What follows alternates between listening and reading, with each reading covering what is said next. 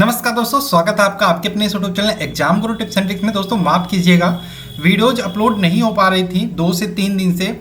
आप लोगों के कमेंट्स रेगुलर आ रहे थे कि सर वीडियोज नहीं आ रहे हैं। कुछ लोगों ने व्हाट्सएप पे भी मैसेज किया, तो उसके लिए मैं सॉरी बोलता हूँ। ऐसा नहीं है कि ये सीरीज़ कंटिन्यू नहीं होगी, ये सीरीज़ पूरा मैं कंटिन्यू करूँगा और मैंने जिम्मेदारी के लिए पूरे साइंस को आपका कंप्लीट कराने को। और मैं आपको भरोसा फिर से दिलाता हूँ, साइंस में अगर जो 25 क्वेश्चन आने हैं आपके एग्जाम में, साइंस अगर जो इंपॉर्टेंट रोल अदा करने वाला आपके सिलेक्शन में, तो मैं यहाँ पे गारंटी देता हूँ कि आपका 22 से प्लस नंबर आपका कहीं नहीं जाने वाला। यार किस बुक से आपके क्वेश्चंस आएंगे, मैं सबको कंप्लीट करूँगा। चाहे आपका स्पीडी बुक हो, चाहे आपका किरण पब्लिकेशन की जो मोटी वाली बुक हो, चाहे मेरा वाला पीडीएफ हो। ठीक, 3 जगहों से हम कर रहे हैं। स्पीडी बुक को हम संडे टू संडे 50 क्वेश्चंस के थ्रू कर रहे हैं।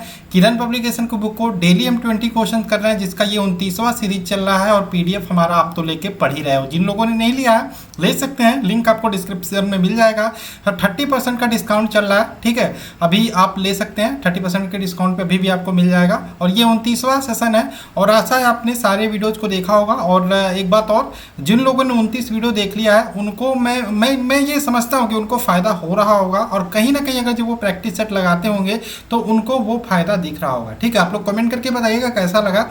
और जिन लोगों ने पीडीएफ नहीं ले सकते हैं, लिंक आपको डिस्क्रिप्शन में मिल जाएगा। तो चलिए ये शुरू करते हैं, ज़्यादा टाइम वेस्ट नहीं करेंगे। तो पहला क्वेश्चन आपके सामने स्क्रीन पर रहा और ये क्वेश्चन आपका देखो, यहाँ पे टोटल मैंने बोला था, मैं फिर से बताता हूँ, 100 वीडियो का हमारा टारगेट होगा।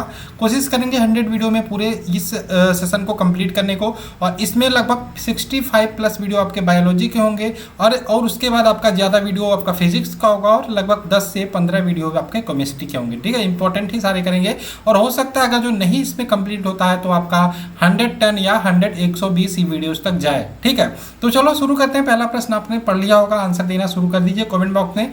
ठीक है, पहला प्रश्न देखो, आंसर आप लोग देते रहो, हम बताएंगे, ऐसा नहीं बताएंगे, लेकिन आंसर आप लोग देते रहोगे जो आता है। तो नवजात शिशु के 3 माह तक की आयु के अध्ययन को क्या कहते हैं? तो इसको क्या बोलते हैं? इसका आंसर हो जाएगा नियोनेटोलॉजी।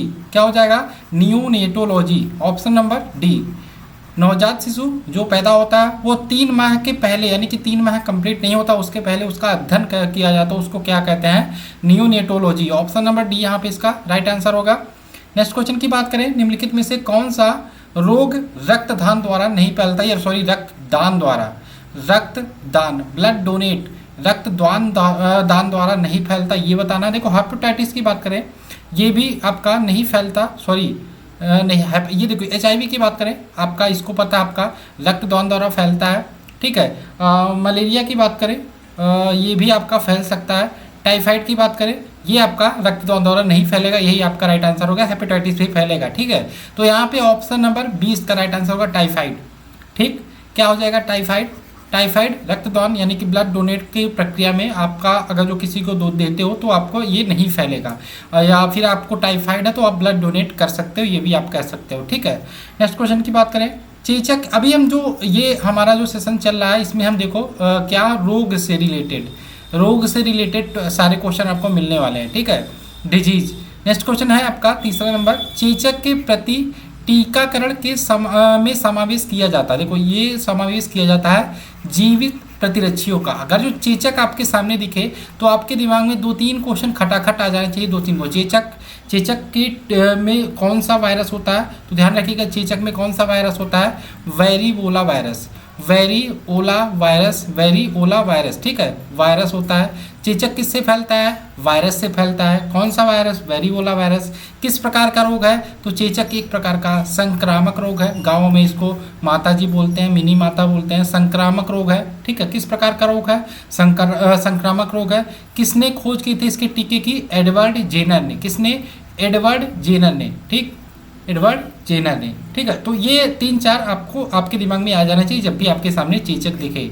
तो इसमें इसका आंसर हो जाएगा जीवित प्रतिरक्षी होगा। ठीक, आगे बात करें विटामिन B6 की कमी से पुरुषों में क्या हो जाता है? देखो पुरुषों में बात करें विटामिन B6, सबसे पहले विटामिन B6 की बात करें, इसका रासायनिक नाम क्या होता है? आप लोग आंसर देते रहो जो आपको पता है। पायरिडॉक्सिन। मैं अलग चीज़ें बताता रहता हूं जो उससे संबंधित है, लेकिन आप लोग सही आंसर देते रहो। विटामिन B6 की बात करें, रासायनिक नाम पायरिडॉक्सिन है। सबसे इंपॉर्टेंट आपका ये भी पता रहना आपको, जल में घुलनशील है। क्या है? जल में घुलनशील है। BC आपका जो होता है वो जल में घुलनशील होता है, ये भी आपको पता होना चाहिए। ये जल में घुलनशील हो गया। और क्या है आपका, इसकी कमी से क्या होता है, शारीरिक वृद्धि रुक जाती है, शारीरिक वृद्धि रुक जाती है, यानी कि कह सकते हैं अवरक्तता या एनीमिया। अवरक्तता को अंग्रेजी में एनीमिया बोलते हैं, यही आपका राइट आंसर हो जाएगा। ठीक है, विटामिन B6 का रासायनिक नाम पायरोक्सिन, जल में घुलनशील विटामिन है, शारीरिक वृद्धि रुक जाती है और इसकी कमी से हम कह सकते हैं अवरक्तता या एनीमिया नामक रोग होता है। ऑप्शन नंबर डी इसका राइट आंसर हो जाएगा। आगे बात करें, पहला सफल हृदय प्रत्यारोपण किसने किया था? तो ये क्वेश्चन तो आपको सबको पता होगा, इसके लिए इनको नोबेल प्राइज मिला था। CN Barnard, Christian N Barnard ने किया था। ऑप्शन नंबर 20 का राइट आंसर हो जाएगा। किसने? CN बनार्ड ने किया था। नेक्स्ट, सूची 1 को सूची 2 से सुमेलित करना है। देखो जेनर है, एडवर्ड जेनर इनका पूरा नाम है। इन्होंने किसकी खोज की थी? टीकाकरण की खोज की थी। वॉटसन तथा क्रिक आपको पता है। डी कुंडल यानी कि डबल हेलिक्स मॉडल की खोज की थी, यानी कि डी कुंडली संरचना की खोज की थी। कार्ल लैंडस्टीनर ने किसकी खोज की थी? ब्लड ग्रुप की खोज की थी। रुधिर वर्ग की खोज की थी। फ्लेमिंग ने आपका पेनिसिलिन की खोज की थी। ये आप मिला लीजिएगा। देखो इसमें ए का 3 और बी का आपका 4 और सी का आपका 1, यानी कि ऑप्शन नंबर सी यहाँ पे राइट आंसर हो जाएगा। ठीक, ऑप्शन नंबर सी। देखो यहाँ पे अगर जो आपको PDF चाहिए, बहुत सारे एग्जाम्स के PDF मैं यहाँ पे सेंड करता रहता हूँ आपको। यहाँ पे सिर्फ टेलीग्राम वाला जो ग्रुप है एग्जाम गुरु सुधीर, आपको सर्च करके ज्वाइन कर लेना है। लिंक आपको डिस्क्रिप्शन में भी मिल जाएगा। चलो नेक्स्ट क्वेश्चन की बात करें। विश्व स्वास्थ्य संगठन यानी कि WHO की बात हो रही है। अगर जो WHO की बात हो, सबसे पहले आपके दिमाग में एक क्वेश्चन आना चाहिए, WHO यानी कि विश्व स्वास्थ्य संगठन यानी कि वर्ल्ड हेल्थ ऑर्गेनाइजेशन, इसका हेडक्वार्टर कहाँ पे है? तो हेडक्वार्टर ध्यान रखिएगा जिनेवा में इसका हेडक्वार्टर है, स्विट्जरलैंड में पड़ता है ये।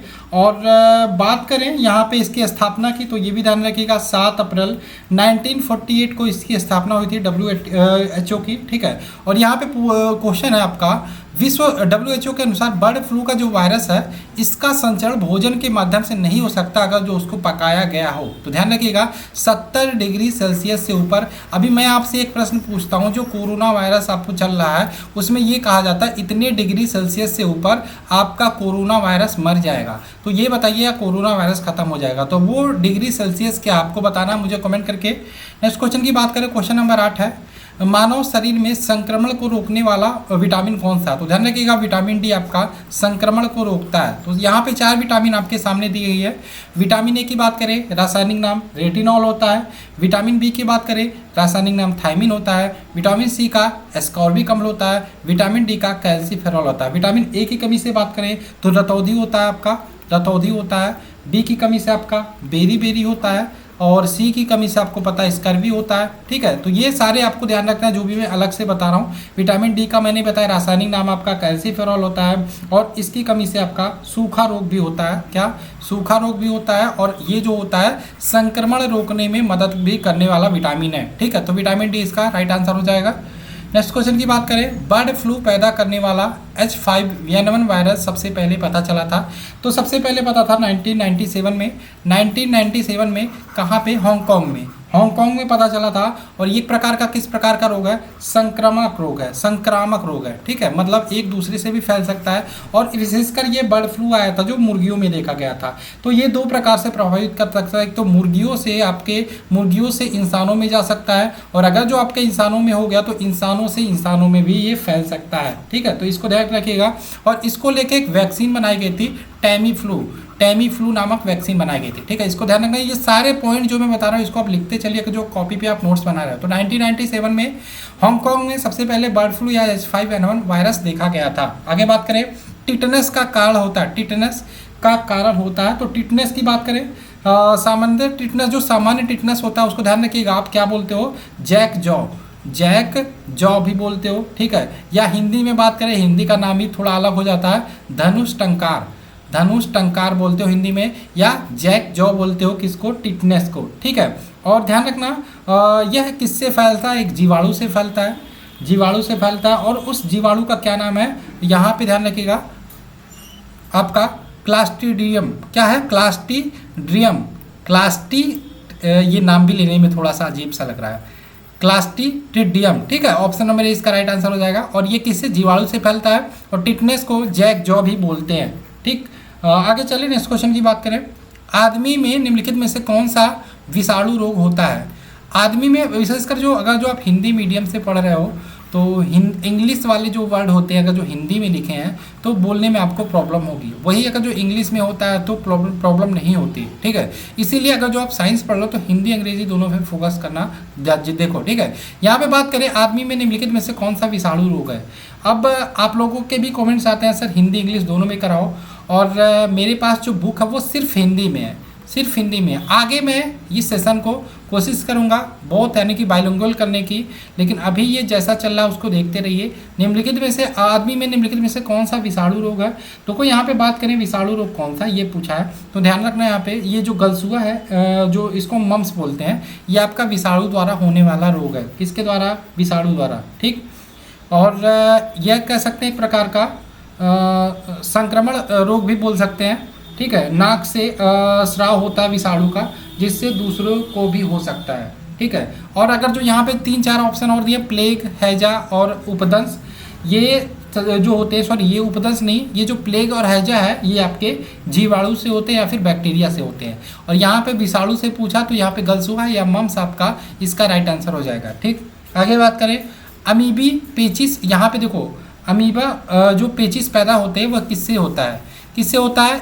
एंट अमीबा हिस्टोलिका, एंट अमीबा हिस्टोलिका इसका राइट आंसर हो जाएगा ऑप्शन नंबर 1। ये भी क्वेश्चन कई बार पूछा गया है, जो अमीबा पेचिस होता है वो पैदा होता है एंट अमीबा हिस्टोलिका से। बहुत इंपॉर्टेंट है, सारे क्वेश्चन इंपॉर्टेंट है वैसे, ठीक। आगे बात करें गहरे, ये सारे क्वेश्चन आए हुए हैं कहीं ना कहीं एग्जाम से। किरण की मोटी वाली बुक आती है लगभग 450 रुपये की, बहुत मोटी बुक होती है, उसी में से मैं सारे क्वेश्चंस कवर कर रहा हूँ। देखो कहीं भी आपका बाहर नहीं जाएगा, एक तो किरण, स्पीडी, नोट्स, ठीक है, और प्लस एग्जाम टाइम में और भी बहुत सारी चीज़ें मैं आपको करा दूंगा।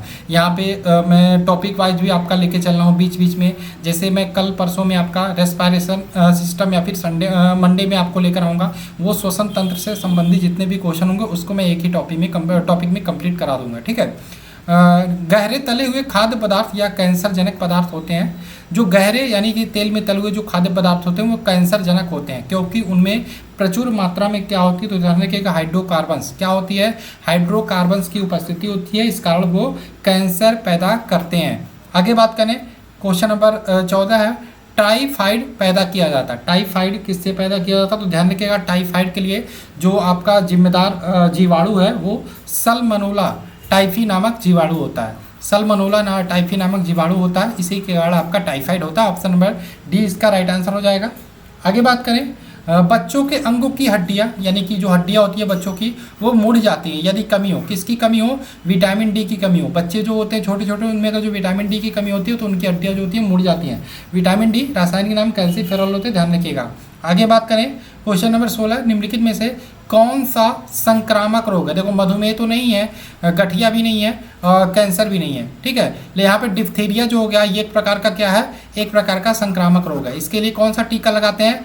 डीपीटी का टीका लगाते हैं। कौन सा? डीपीटी का टीका लगाते हैं। कौन सा बैक्टीरिया इसके लिए जिम्मेदार होता है? तो कोरोनोबैक्टीरियम, कोरोना नहीं होता है, कोरोनोबैक्टीरियम ये जिम्मेदार होता है, ठीक है। ये भी आपको ध्यान रखना है। कौन सा टीका लगाते हैं? डीपीटी का। क्या होता है इसमें? डिप्थीरिया में क्या होता है? गले में एक कृत्रिम झिल्ली बन जाती है जिससे श्वास लेने में हमें दिक्कत होती है और उससे रोगी की मृत्यु भी हो सकती है, ठीक है। जब श्वास लेने में दिक्कत होगी तो मृत्यु भी हो सकती है, तो डिप्थीरिया इसका राइट आंसर होगा। नेक्स्ट बात करें निम्नलिखित में से कौन सा रोग प्रायः वायु के माध्यम से फैलता है?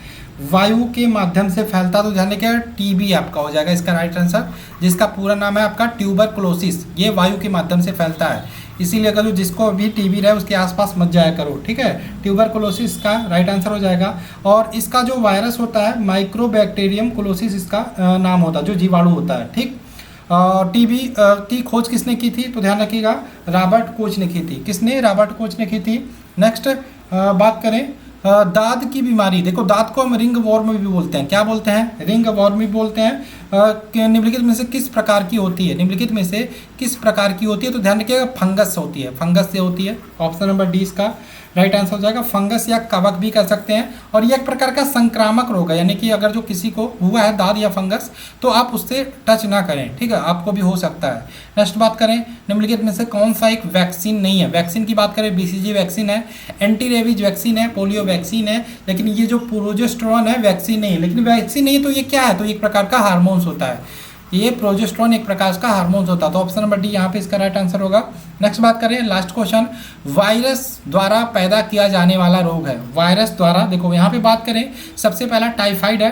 टाइफाइड किससे होता है, जीवाणु से होता है। किससे होता है, जीवाणु से होता है, वायरस से नहीं होता, ठीक है। और यहाँ पे हैजा है, हैजा किससे होता है, ये भी जीवाणु से होता है। देखो टाइफाइड किस जीवाणु से होता है, सल्मोनेला टाइफो, सल्मोनेला टाइफो, टाइफो नामक जीवाणु से होता है, टाइफी होता है, ठीक है। और यहाँ पे हैजा की बात करें, ये भी जीवाणु से होता है। कौन सा जीवाणु होता है, विब्रियो कालरा, विब्रियो कालरा नामक जीवाणु से होता है। जुकाम की बात करें तो ये वायरस से होता है, यही आपका राइट आंसर हो जाएगा। टिटनेस ये भी जीवाणु से होता है, बैसिलस टिटनी नामक जीवाणु होता है, ठीक। तो यहाँ पे आपका ऑप्शन नंबर सी इसका राइट आंसर हो जाएगा। आशा है आपको ये वीडियो पसंद आई होगी और सारे क्वेश्चन अच्छे लगे होंगे। और अच्छा अगर जो आप सीखना चाहते हो तो पीडीएफ जरूर लेना, और अभी 30% का डिस्काउंट चल रहा है, यानी कि आपको सिर्फ 70 रुपये में पीडीएफ मिल जाएगा। लिंक आपको सारा डिस्क्रिप्शन में दिया हुआ है। चलिए मिलते हैं नेक्स्ट वीडियो में। जय हिंद दोस्तों, जय भारत।